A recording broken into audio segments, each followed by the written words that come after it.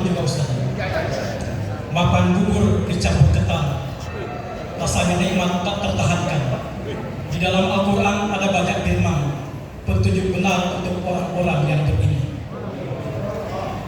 Jamaahullah, kita akan mendengar sambutan Rektor Universitas Ternate kepada Bapak Profesor Dr. Insinyur Ahmad STMT Ibu Asyati, kepada Bapak kami persilakan.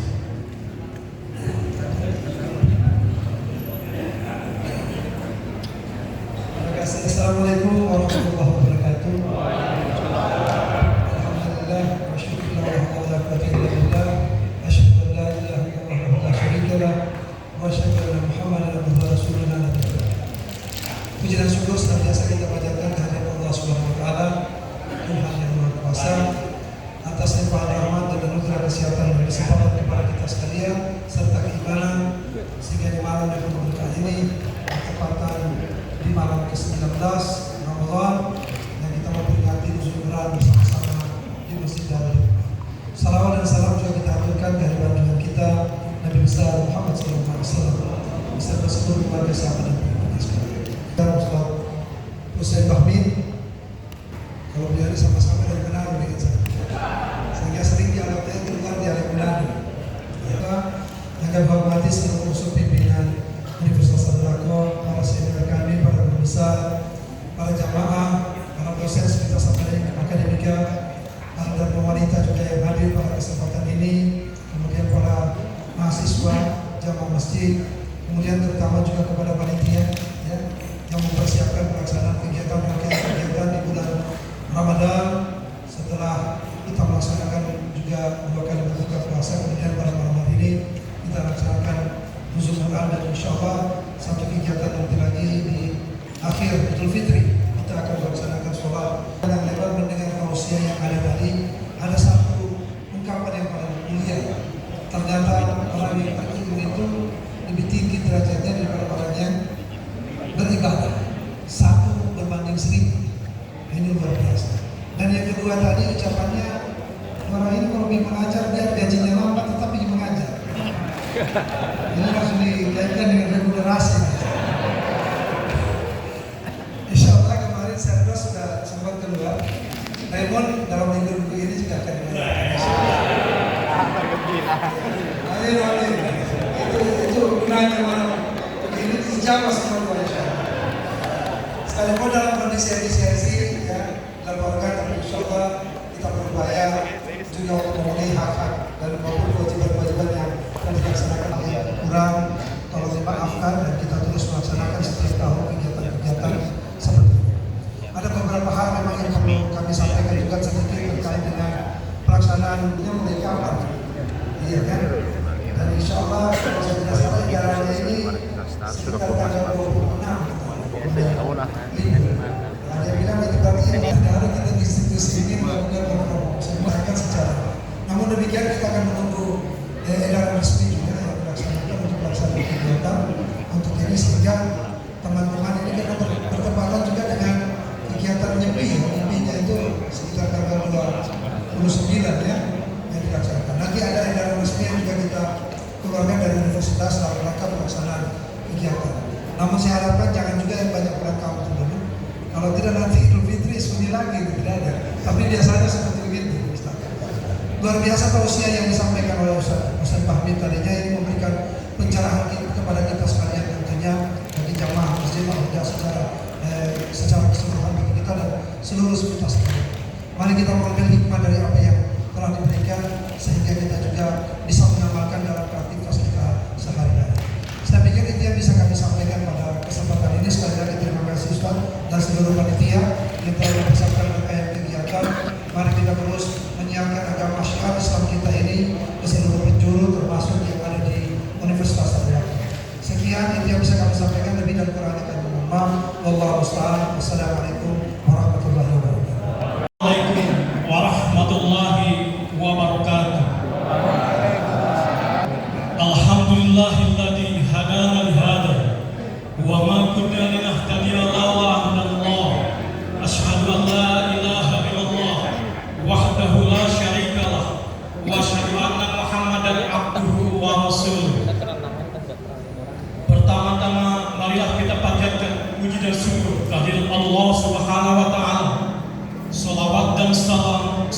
melimpahkan kejujuran kita baginda Rasulullah Sallallahu Alaihi Wasallam.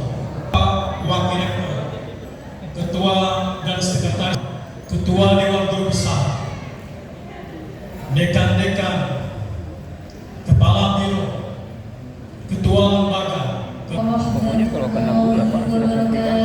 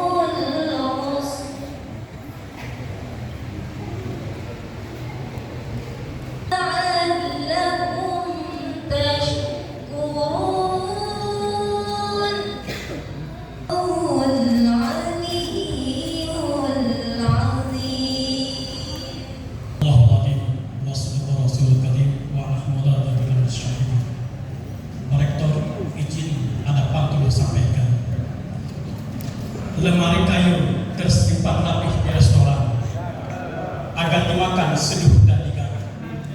Mari kita dengar peringatan hikmah nuzul Quran agar hati menjadi teduh dan khusyuk.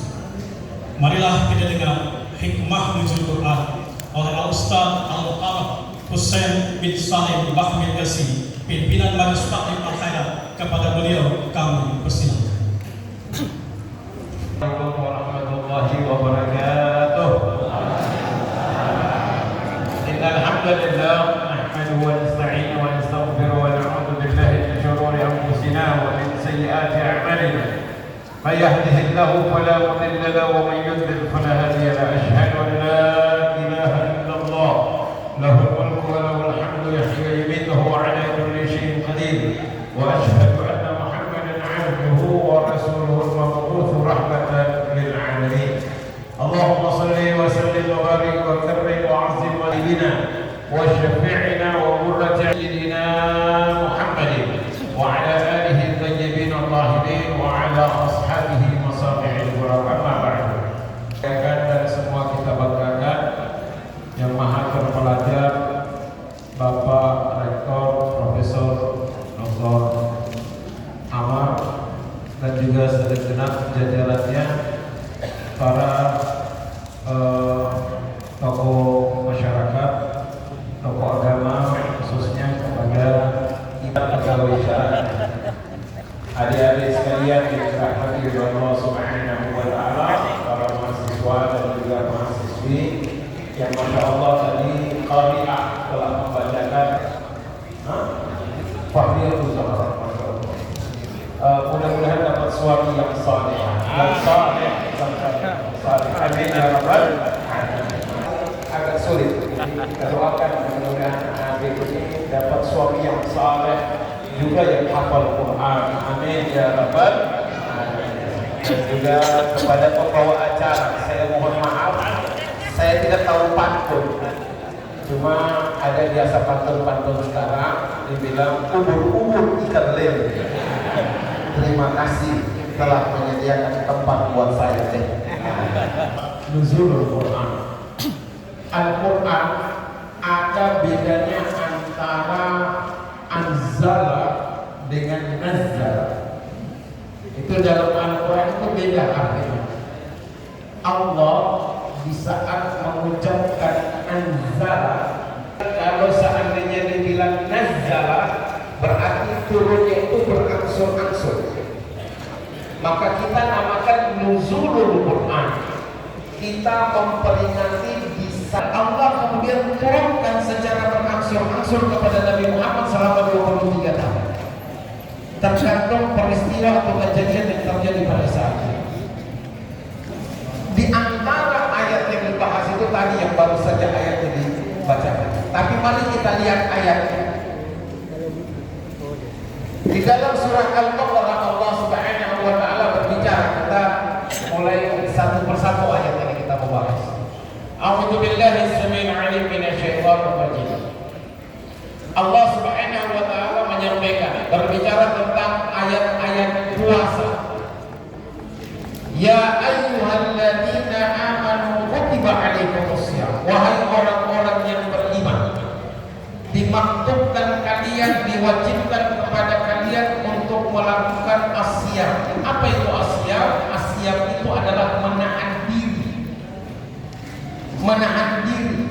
Seseorang yang meninggalkan sesuatu, apakah karena itu untuk menjaga kesehatannya, maka dia juga dinamakan siam. Orang yang dalam keadaan shaim, orang yang dalam keadaan berpuasa. Orang kalau seandainya sudah kena penyakit asam urat, mudah-mudahan kita terhindar daripada asam urat. Amin ya rabbal. Maka dia akan menjaga dirinya dari yang namanya makanan-makanan yang memicu penyakitnya, kanker, omping, itu dia harus hindari. Dia menghindari ini, namanya itu asyam di dalam bahasa. Seakan-akan Allah Subhanahu wa taala katakan oleh para ahli tafsir, sengaja tidak mengatakan siapa yang mewajibkan puasa. Kenapa? Karena kalau seandainya Allah juga tidak menunjukkan siapa yang mewajibkan puasa, manusia itu sendiri yang akan mewajibkan untuk dirinya untuk melakukan puasa atau menghindar daripada sesuatu. Seorang wanita yang cantik, dia ingin selalu tampil cantik, maka dia akan menjaga dari makanan-makanan yang berminyak. Goreng-gorengan itu dia mau hindari. Goreng-gorengan dia tidak mau makan. Tapi kalau seandainya dia tidak mau jaga badannya, ya sudah terserah dia. Menghindar dari sesuatu itu namanya asyam. Allah kemudian katakan, karena kutiba 'alal ladzina min qablikum. Ingat, ini puasa ini bukan hanya diwajibkan untuk umat Nabi Muhammad saja, tapi jauh umat-umat sebelum datangnya Nabi Muhammad juga mereka melakukan puasa. Apa dasarnya? Apa dalilnya? Nabi Muhammad sallallahu alaihi wasallam ketika ditanya, ya Rasulullah, puasanya siapa yang paling baik? Atau puasa yang mana yang paling baik? Kata Nabi Muhammad, puasa yang paling baik adalah puasa saudaraku Daud alaihissalam. Nabi Daud dengan Nabi Muhammad ini jauh. Bagaimana puasanya Nabi Daud? Nabi Daud itu kalau dia berpuasa hari ini berpuasa, besok tidak. Baru nanti dia puasa lagi, selanjutnya dia tidak puasa lagi selanjutnya. Berarti nabi-nabi, betul apa yang dikatakan oleh Nabi Muhammad oleh Allah, nabi-nabi umat sebelum datangnya Nabi Muhammad juga mereka melakukan puasa. Hanya kaifiyah syariatnya dia berbeda-beda setiap nabi dan umat yang diutus oleh Allah Subhanahu wa taala. Apa tujuannya? Tujuannya kata Allah Subhanahu wa taala dalam ayat ini, la'allakum tattaqun. Tujuan Allah Subhanahu wa taala mewajibkan kita untuk puasa, tujuannya satu, agar kita digolongkan oleh Allah, digiring oleh Allah menjadi orang-orang yang bertakwa. Apa itu orang bertakwa? Jangan Anda duga bahwasanya orang bertakwa itu adalah orang yang kesana kemari pakai gamis seperti saya ini, pakai sorban. Tidak. Belum tentu. Belum tentu orang yang seperti begini dikatakan orang bertakwa. Ini ustaz orang bertakwa. Belum tentu. Belum tentu kalau seandainya kita mengatakan bahwasanya orang bertakwa itu adalah orang yang selalu di masjid, yang selalu setiap saat kelihatan di masjid itu orang bertakwa. Belum tentu. Lalu kita melihat ada anak-anak muda yang kesana kemari pakai kaos oblong, pakai celana jeans, ini anak tidak bertakwa. Belum tentu.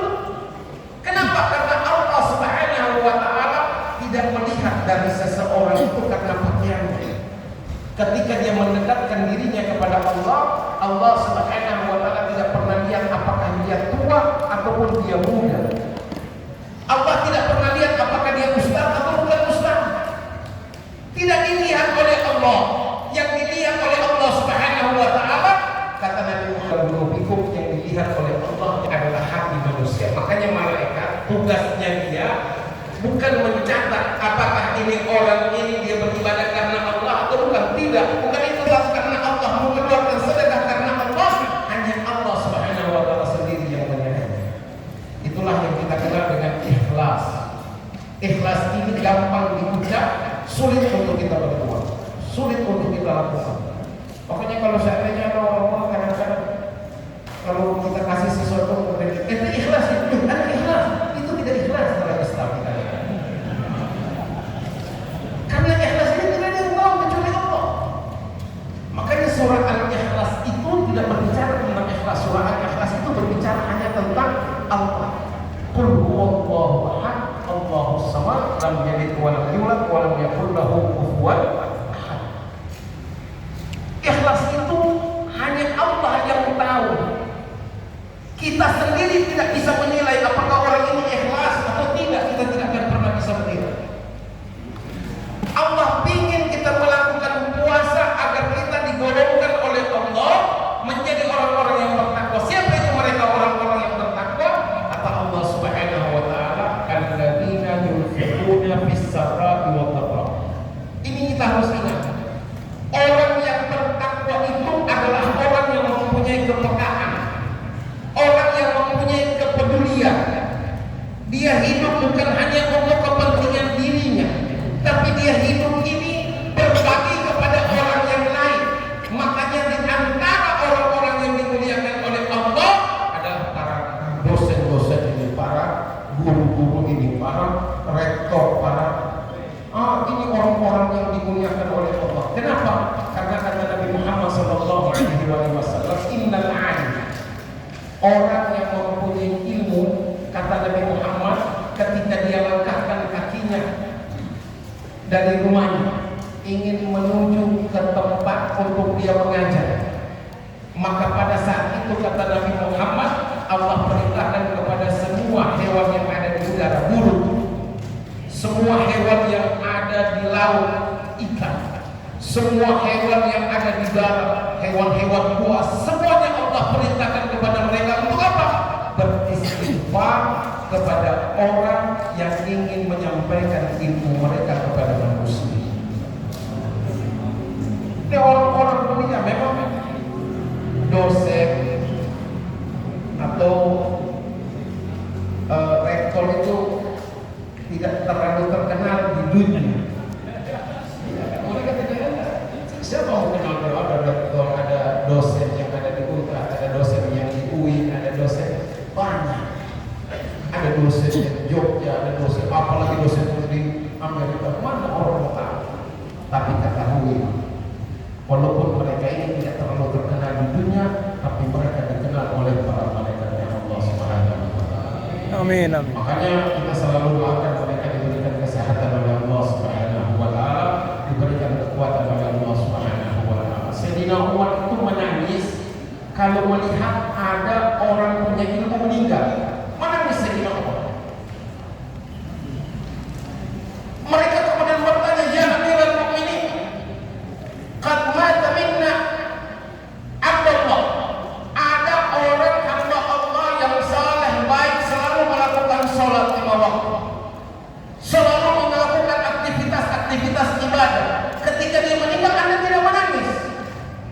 Tapi kenapa ada orang yang mempunyai ilmu, ada alim meninggal, kemudian engkau menangis? Kata Amirul Mukminin Umar bin Khattab, ketahui bahwasanya saya menangis ketika saya melihat ada satu orang yang berilmu meninggal, karena ketahuilah mereka satu orang yang berilmu ini lebih baik, lebih mulia daripada 1000 orang ahli ibadah.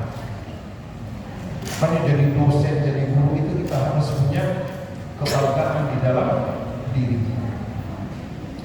La'allakum tattaqun. Allah ingin mengajarkan kita, Allah ingin mendidik kita agar kita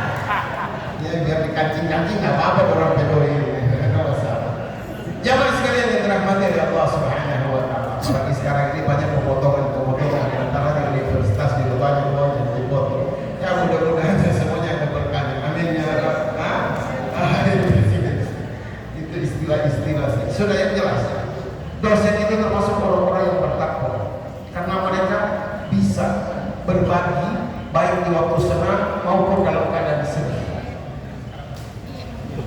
Alladzina yunfiquna fis sarai wal dharra wal kadhimina al-ghaiza wal 'afina 'anil nas. Allah ingin kita itu menjadi orang yang bertakwa, sehingga kalau kita dijadikan orang bertakwa oleh Allah dengan kemuliaan daripada Ramadan, maka kita bisa mengontrol daripada emosi kita. Kita mampu untuk memaafkan orang lain, karena dalam hidup ini yang paling sulit itu memaafkan, yang paling gampang itu minta maaf. Kita kalau salah dengan orang lain, kita datang kemudian kita minta maaf, gampang sekali. Tapi memberi maaf tidak segampang yang kita bayangkan.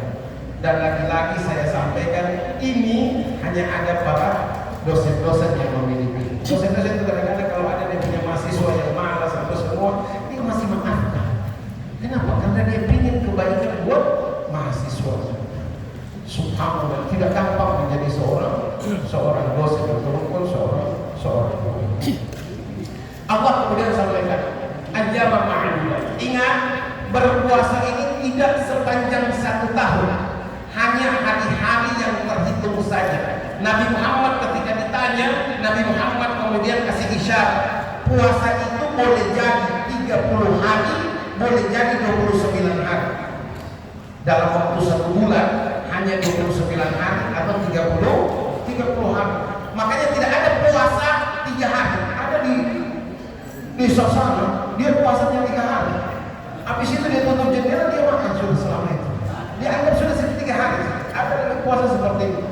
Jadi tidak ada istilahnya puasa Ramadan itu 28 hari. Tidak ada puasa Ramadan 31 hari. Tidak ada. Yang namanya puasa Ramadan boleh jadi 29 hari atau boleh jadi 30 hari. Dan ingat kata Allah pada ayat ini, puasa ini hanya wajib bagi orang yang dalam keadaan sehat dan tidak melakukan perjalanan yang jauh. Makanya Allah katakan, faman kana minkum maridan aw ala safarin fa iddatun min ayyamin ukhra. Anda kalau seandainya dalam keadaan sakit, boleh Anda tidak berpuasa, dengan catatan Anda ganti pada bulan-bulan yang lain. Kalau seandainya Anda dapat tugas melakukan perjalanan dinas ke Jakarta, kan dosen kan seperti itu, rektor ada waktunya untuk berangkat pertemuan di sana sini, ya kan? Kalau seandainya Anda mempunyai perjalanan yang jauh, kata Allah, boleh Anda tidak berpuasa, dengan catatan Anda ganti pada hari-hari yang lain selain daripada bulan Ramadan.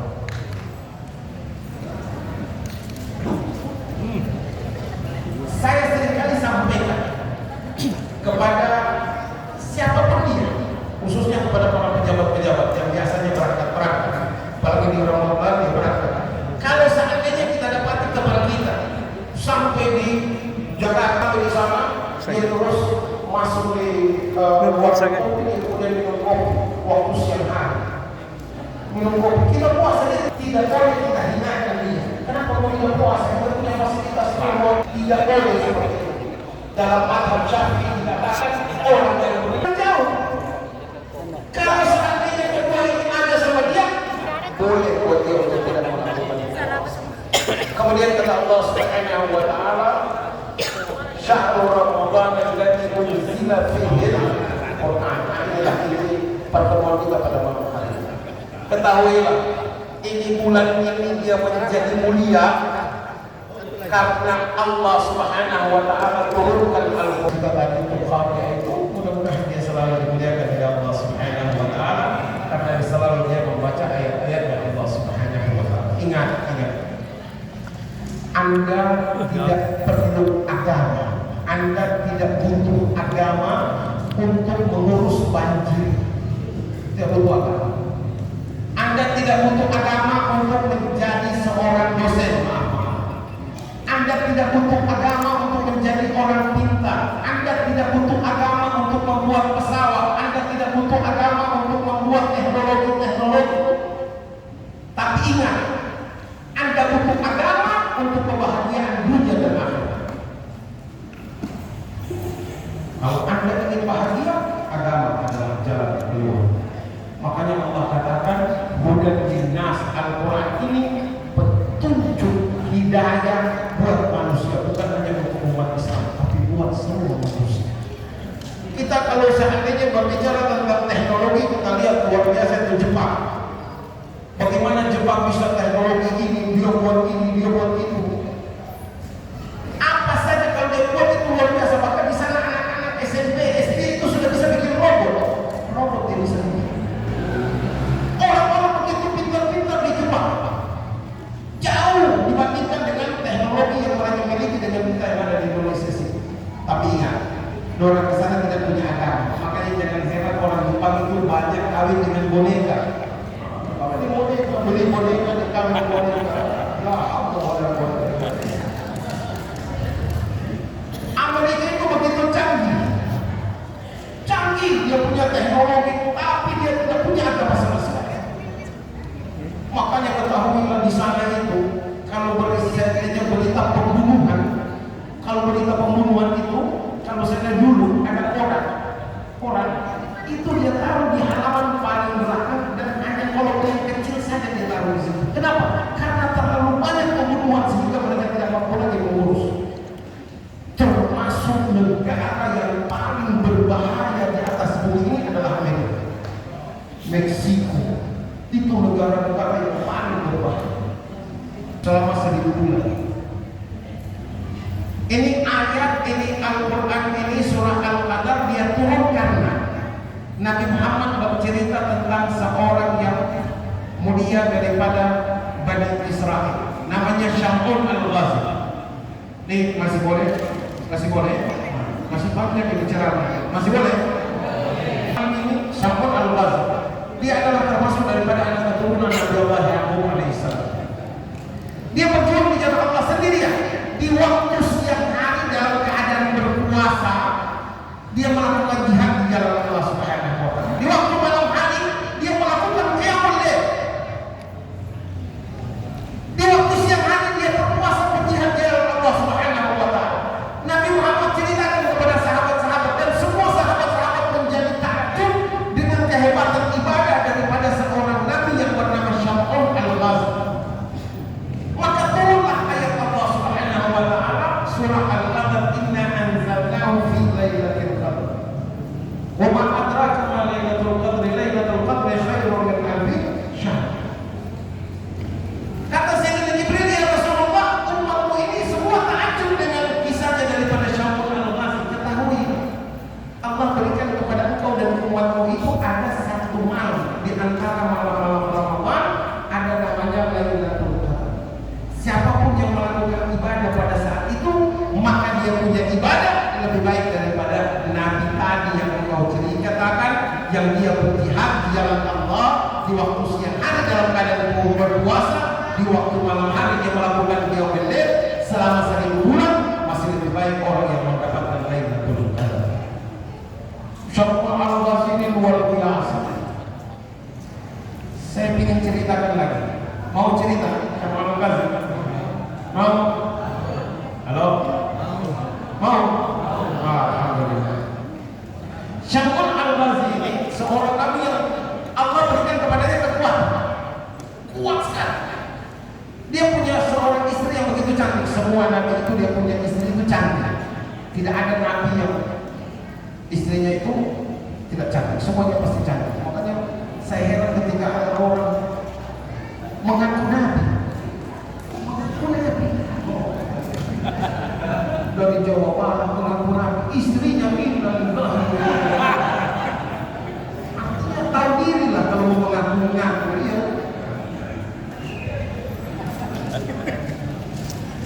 Syam'un Al-Ghazi dia punya istri yang begitu cantik, dia sayang istri.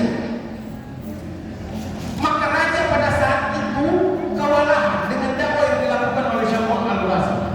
Raja tidak mau dengan dakwah yang dilakukan oleh Syam'un Al-Ghazi. Maka pada saat itu raja mengutus pasukan yang kuat-kuat juga untuk melawan Syam'un Al-Ghazi. Hanya dalam waktu sesaat semua pasukan itu mati karena kekuatan yang Allah Subhanahu wa taala berikan kepada Syam'un. Gampangnya kalau saya kasih gambaran kalian siapa ini Nabi Allah Syam'un Al-Ghazi yang orang barat mengatakan Samson and Delilah. Itulah Syam'un Al-Ghazi. Kalau kita di Indonesia sini apa namanya? Samson, Benyamin. Samson Betani. Dia punya kemampuan kirim-kirim rambutnya itu bukan ini. Bukan ini bisa seorang nabi yang mulia namanya Syamul Al-Ghazali. Raja ini tidak habis ide. Yang namanya raja pasti licik. Dia lewat istrinya. Dia panggil istrinya Syamul. Ini ada harta. Ini ada harta. Emas, berlian, kamu lihat. Kalau seandainya kamu bisa ikat suamimu, ini adalah anak. Kau ikat suamimu, kalau kamu bisa ikat, ini hasil Allah. Maka dia pun ikat.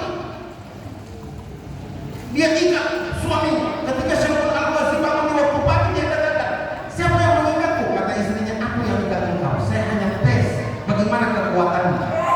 Jadi hati-hati ini kalau yang punya istri menjaga tes bawahnya. Saya hanya tes. Syamul Al-Ghazali kemudian gerakan sedikit saja putus itu kan. Ini tali kapal. Tali yang besar. Raja kemudian kasih dia rantai yang terbuat daripada besi. Istrinya kemudian ikat. Dibangun pagi hari dia tanya, siapa yang ikat aku? Aku. Kata istri. Gerakan sedikit saja wadahnya putus itu rantai. Putus ini rantai. Dia kemudian katakan, istrinya kemudian katakan, ini perempuan ini pintar itu bukan nanti sekarang. Dari dulu kalau saya pintar sekarang, dia pintar dari dulu suami. Dari dulu bukan nanti zaman sekarang gitu. Dari dulu sudah begitu. Ya Allah Subhanahu wa taala berikan kepada mereka seperti itu kelebihan yang dapat mengalahkan walaupun suaminya seorang ustaz, dia lebih ustaz daripada ustaz aja. Jadi kita terbuka saja. Wahai suamiku, apakah tidak ada yang dapat membuat engkau ini terikat? Syamul Al-Ghazali ini memiliki rambut yang panjang. Dia katakan kepada istrinya rahasia. Wahai istriku, ini rahasia. Ketahuilah tidak ada satupun yang dapat ikat kepadaku kecuali rambutku sendiri. Jadi kalau NTP rahasia, NTP istri sudah tahu, inna lillahi wa inna ilaihi raji'un. Dia mau panggil tetangga dan dia kasih tahu, jangan kasih tahu ya, tetapi suami itu begitu, jangan kasih tahu. Nanti dia bertetangga sampai akhirnya semua orang tahu. Apalagi kalau saya dari orang PIN ATM dia tahu. Orang punya kode-kode ini HP dia tahu, selesai tidak ada lagi rahasia yang antara kita semua. Istrinya kemudian tahu sudah rahasianya, kelemahan daripada suaminya, dia ambil rambutnya, dia potong, kemudian dia ikat. Syamul Al-Ghazali pun tidak bisa berbuat apa-apa. Maka dikasih sampaikan kepada raja, raja datang, raja congkak kedua mata.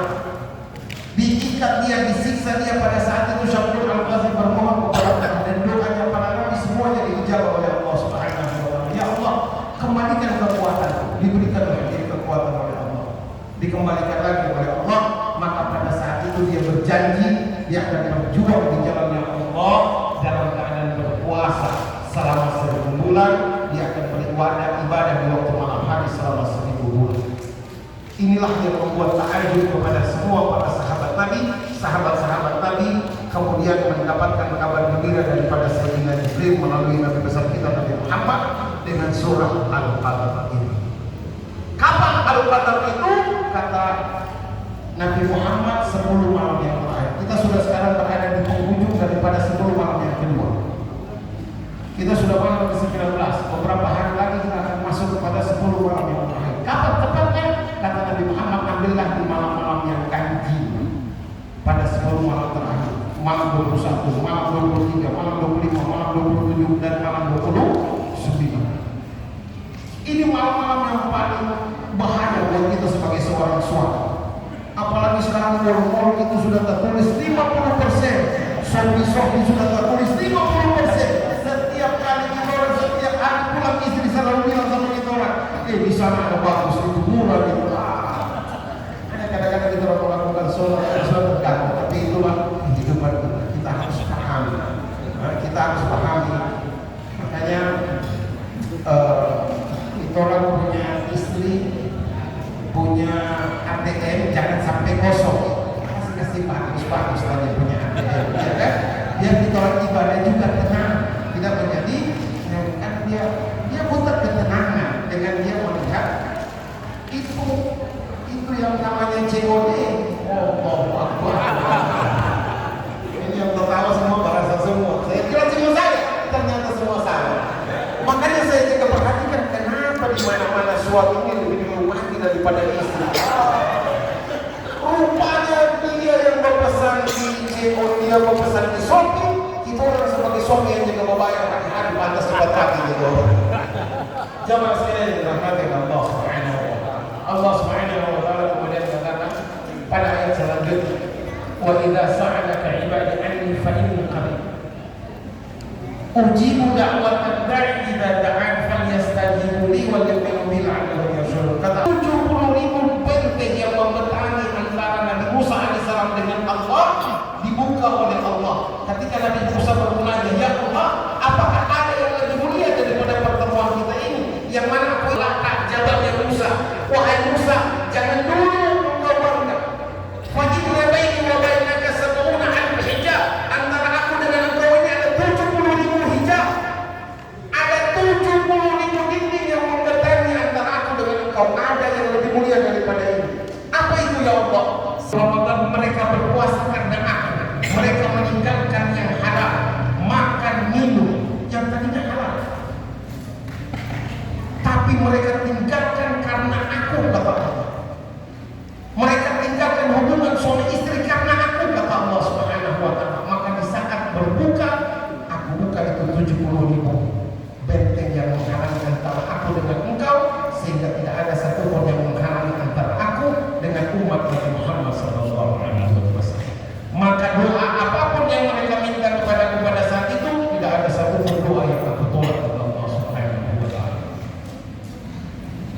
Ayat selanjutnya yang terakhir, Allah kemudian katakan, "Uhilla lakum lailatas siyam ar-rafathu ila nisaikum hunna libasun lakum wa antum libasun lahum." Kata Allah Subhanahu wa taala, di waktu siang hari haram kalian mendekati istri-istri kalian, tapi di waktu malam hari boleh kalian datangi istri-istri kalian. Alimallahu annakum takhafuna anfusakum. Allah tahu apa yang ada di dalam hati seorang suami ketika ingin mendatangi istrinya di waktu siang hari dia tahan, maka waktu malam hari boleh kalian datangi istri. Waktu ini disorti dan kasih tunjuk itu oleh istri-istri. Mereka akan bersama-sama ceramah. Ini ayat Quran mengatakan di waktu malam juga. Kalau bercanda, Direkod. ketahui ketika seorang suami dia datangi selain daripada malam Iya, boleh itu. Kemudian Allah Subhanahu wa taala sampaikan, wala tubashiruhunna wa antum aakifuna fil masajid.